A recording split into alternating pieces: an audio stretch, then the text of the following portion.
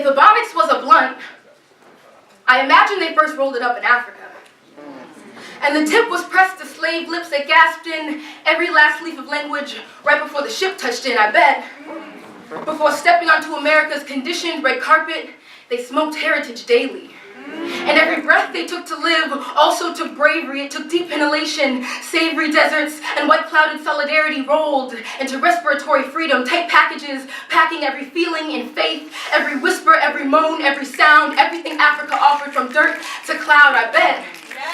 Each blunt they smoked translated silently for native tongue. I bet they spoke as fluently as their lungs allowed. And before white meant the washing of culture, it meant puffs of purity.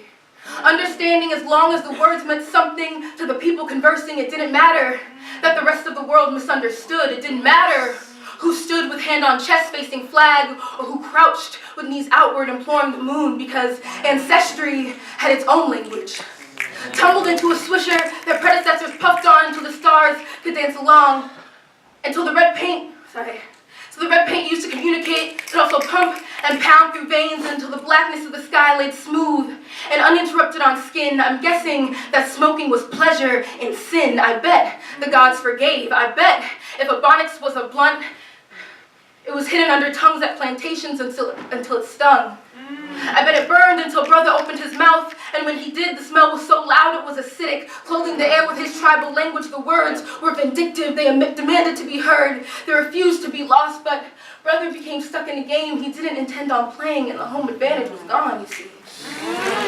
The paper used to roll the blunt couldn't be found on American soil, so master spit his dialect, forcing former freedmen to speak what he thought correct, and the blunt dwindled. Because every single slave now smoked with extended deep strokes, lips tightening, never wanting to let go, hoping that if they got high enough, they could see the land they came from. But it wasn't enough. All right. So with residue still sitting and clutching to lungs and a new language perched uncomfortably on tongue, what they spoke wasn't native, but it wasn't English either. It was a mixture of displacement, it was miseducation, it was under-oxygenated breath for these breathers, a lost following for these leaders, these former kings, these men once free. And I guess you could say that if Ebonics was a blunt, we found a way to make black lungs work for us. So no matter where you come from, Africa will always be mother.